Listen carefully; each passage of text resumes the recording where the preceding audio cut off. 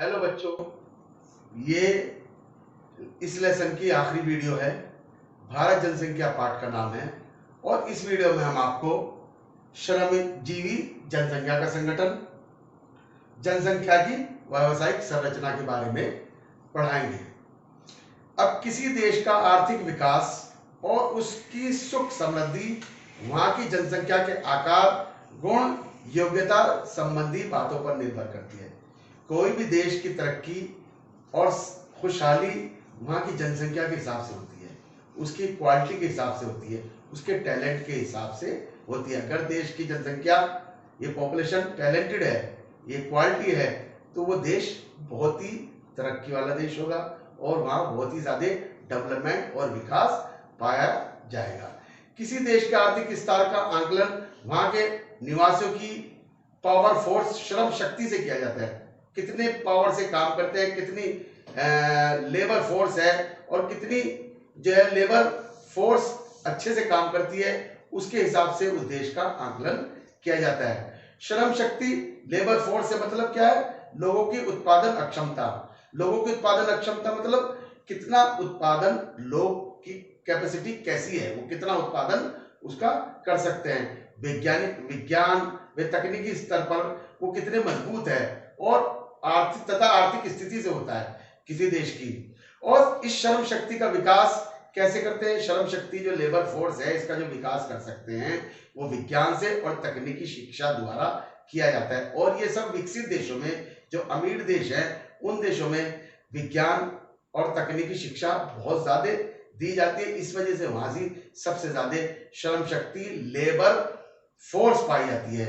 वो योग्य, निपुण होती है और उसी के बल पर देश की तरक्की होती है। आर्थिक, सामाजिक, राजनीतिक स्तर ऊंचा उठता जो है वह योग्य और टैलेंटेड लेबर फोर्स के ऊपर निर्भर करता है। जितनी अच्छी लेबर फोर्स होगी वो उतना ही देश तरक्की वाला होगा। सभी प्रकार का मानवीय श्रम जो किसी भी प्रकार से आर्थिक रूप से लाभप्रद हो, कोई भी काम अगर करे देश के वासी और वो फायदेमंद हो, तो उसे जनशक्ति कहा जाता है। जनगणना विभाग ने जनशक्तियों को दो भागों में विभक्त किया है। अब इसे श्रमजीवी जनसंख्या का संगठन, इसको दो भागों में बांटा गया है। और वर्किंग, इसको कहते हैं वर्किंग पॉपुलेशन कंपोजिशन।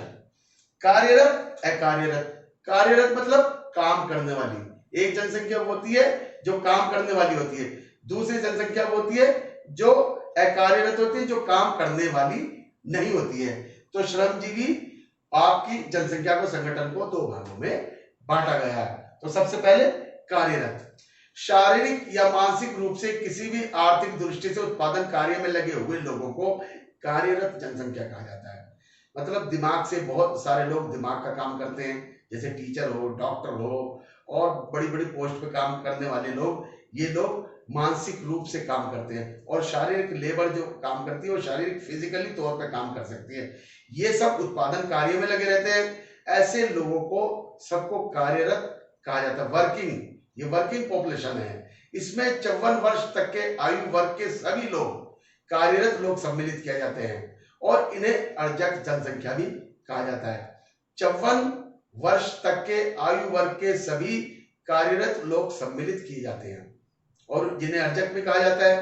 तो कार्यरत जनसंख्या होती है जो काम में शारीरिक तौर से लगे और मानसिक रूप से लगे हो, उसे कार्यरत जनसंख्या कहते हैं। दूसरा पॉइंट आता है आपका अकार्यरत। अकार्यरत में लोग वो आते हैं जो लोग किसी उत्पादन कार्य में नहीं लगे रहते, ना वो शारीरिक रूप से ना मानसिक रूप से वो कोई काम नहीं करते, उन्हें अकार्यरत जनसंख्या कहा जाता है। नॉन वर्किंग पॉपुलेशन, इसके अंतर्गत कौन सी आती है? गृहिणियां, जो हाउस वाइफ होती है, जो घरों में हैं, वो आती है। उसके अलावा विद्यार्थी भी आते हैं और पेंशन पाने वाले जो रिटायर हो जाते हैं वो भी अकार्यरत में आएंगे, जो नॉन वर्किंग पॉपुलेशन में आएंगे। आश्रम में रहने वाले लोग, भिखारी आदि, ये सब के सब अकार्यरत जनसंख्या में आते हैं, जो काम नहीं करते, ना शारीरिक रूप से ना मानसिक रूप से काम नहीं करते हैं। और इसमें 60 वर्ष से अधिक आयु वर्ग के लोग भी सम्मिलित किए जाते हैं, क्योंकि वो आश्रित होते हैं, वो कोई काम नहीं करते, वो आश्रित जनसंख्या भी कहा जाता है, डिपेंड पॉपुलेशन भी कहा जाता है। भारत की लगभग 58 9% जनसंख्या कार्यरत है जो काम करती है और 42% जनसंख्या अकार्यरत की श्रेणी में आता है। यानी कि 58% लोग जो जनसंख्या है हमारी उसके 58% पॉपुलेशन वर्किंग पॉपुलेशन है और 42% पॉपुलेशन नॉन वर्किंग पॉपुलेशन की श्रेणी में आती है। भारत में कार्यरत जनसंख्या का परसेंटेज अन्य विकसित देशों की तुलना में बहुत कम है। विकासशील देश होते हैं, विकसित देश होते हैं। विकसित देश अमीर देश और यूरोपियन देश, अमेरिकन देशों को विकसित देश कहा जाता है। वहां जो कार्यरत संख्या है वो काम करने वाले ज्यादा लोग हैं। हमारे देशों में जो विकासशील देश हैं यहाँ काम करने वाले लोगों की जनसंख्या कम है। इसका कारण क्या है? भारत में जनसंख्या तेजी से बढ़ रही है। यहाँ की जन्म दर ऊंची है, जनसंख्या वृद्धि बहुत ऊंची है। इसमें एक बहुत बड़ा जनसंख्या का भाग बाल जनसंख्या, बच्चे ज्यादा पाए जाते हैं। बच्चे ज्यादा होने की वजह से ये कार्यरत की श्रेणी में नहीं आते, ये अकार्यरत की श्रेणी में, नॉन वर्किंग जो बच्चे गिने जाते हैं जो वो अकार्यरत की श्रेणी में आते हैं, वो काम नहीं करते, ये अकार्यरत की श्रेणी में आते हैं। उसके बाद आता है जनसंख्या की व्यावसायिक संरचना। व्यावसायिक मतलब बिजनेस स्ट्रक्चर, पॉपुलेशन का बिजनेस स्ट्रक्चर, कौन कितनी जनसंख्या किस काम में लगी हुई है। जनसंख्या की व्यावसायिक संरचना से मतलब कुल जनसंख्या के उस अनुपात से है जिसमें जनसंख्या विभिन्न प्रकार के व्यवसाय में लगी है। यानी कि अनुपात से मतलब कितनी जनसंख्या कौन से काम में लगी है, कौन से बिजनेस में लगी हुई है।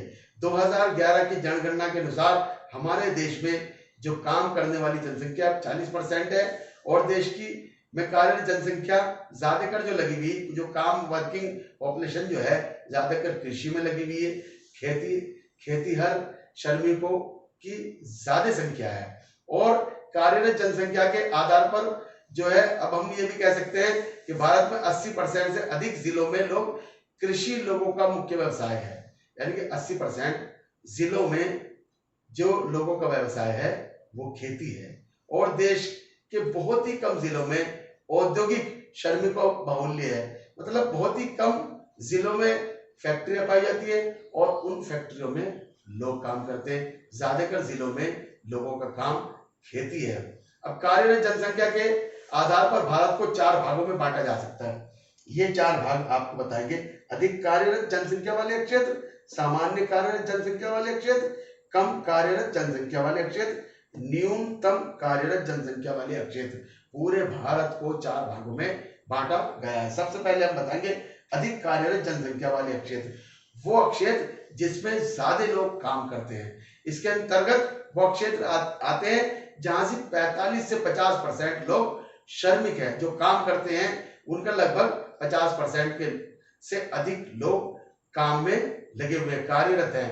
इसमें इन क्षेत्रों में कौन सा आते हैं? हिमालय के दुर्गम क्षेत्र, उत्तर पूर्वी पहाड़ी प्रदेश, प्रायद्वीप भारत के छोटे छोटे आंतरिक क्षेत्र आते हैं जहां लगभग आधी जनसंख्या काम में लगी हुई है। तो इन क्षेत्रों को अधिक कार्यरत जनसंख्या वाले क्षेत्र, मतलब सबसे ज्यादा काम करने वाले पॉपुलेशन इन क्षेत्रों में पाई जाती है। दूसरे वाले सामान्य कार्यरत जनसंख्या वाले, मतलब जहां से ना बहुत अधिक जनसंख्या काम करती ना बहुत कम जनसंख्या, सामान्य एक लेवल में काम होती है। मतलब जो 50% से नीचे होते हैं, 35% से 45% लोग जहां श्रमिक होते हैं। ऐसे प्रायद्वीप भारत के अधिकांश भाग इस वर्ग में आते हैं जहां से लगभग 45% लोग श्रमिक हैं और काम करते हैं और 35 से अधिक हैं और 45 से कम है, तो वो सामान्य श्रेणी में, उन क्षेत्रों को सामान्य कार्यरत जनसंख्या वाले क्षेत्रों में गिना जाएगा। उसके बाद आता है तीसरा, जहां लोग 35% से कम हो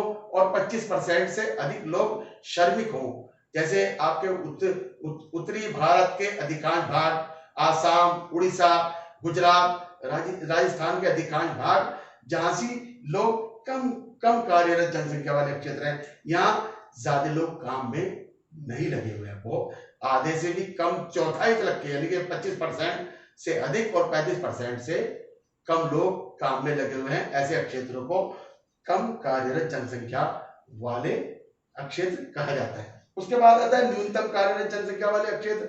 ऐसे क्षेत्र जहां से बहुत ही कम, सबसे कम लोग काम करते हैं, 25% से कम लोग श्रमिक हैं, उसके मुख्यतः सिक्किम, जम्मू कश्मीर, मिजोरम, ये सब भारत के वो क्षेत्र हैं जहां से 25% से भी कम लोग काम करते हैं, इसीलिए इसको कहते हैं न्यूनतम कार्य जनसंख्या वाले क्षेत्र। अब आपको एक पॉइंट और समझना पड़ेगा, ग्रामीण जनसंख्या और नगरीय जनसंख्या। तो ग्रामीण जनसंख्या गांव में पाई जाती है और नगरीय जनसंख्या आपकी कस्बों में, नगरों में, महानगरों में पाई जाती है। गांव की जनसंख्या में जो मकान बने रहते हैं वो अव्यवस्थित रहते हैं और शहरों में जो मकान बने रहते हैं वो एक प्लानिंग के साथ बने होते हैं। और गांव में जो जनसंख्या काम करती है वो खेती में ज्यादा काम करती है और प्राथमिक व्यवसाय में काम करती है। और शहरों में जो ज्यादा काम करते हैं लोग, व्यापार करते हैं, नौकरी करते हैं, इन्हीं सब कार्यों में, नौकरी, सर्विस, व्यापार, इसी सब कार्यों में लगे रहते हैं। और दूसरे, गांव के अंदर सुविधाएं कम होती हैं और नगरीय जनसंख्या में सुविधाएं अधिक होती हैं। और दूसरे, गांव में मकानों की समस्या नहीं पाई जाती। शहरों के अंदर मकानों का रेट, जमीनों का रेट बहुत अधिक होता है, मकानों की समस्या बहुत पाई जाती है। ग्रामीण जनसंख्या भीड़ भाड़ से मुक्त है, वहां भीड़ भाड़ नहीं होती, जाम की समस्या का सामना नहीं करना पड़ता। अगर वहीं शहरों में देखिए आप, भीड़ भाड़ भी है, जाम की समस्या है, आए दिन लोग ट्रैफिक, घंटों घंटों लोग ट्रैफिक में फंसे रहते हैं। और दूसरे सबसे बड़ी खास बात है कि गांव के अंदर प्रदूषण की कोई समस्या नहीं है और शहर के अंदर आप देखिए कितना प्रदूषण है, ध्वनि प्रदूषण है, जल प्रदूषण है, वायु प्रदूषण है। दोनों में आपको ग्रामीण जनसंख्या और नगरीय जनसंख्या में भी अंतर आपको बता दिया गया। और इसी के साथ ये लेसन खत्म हुआ।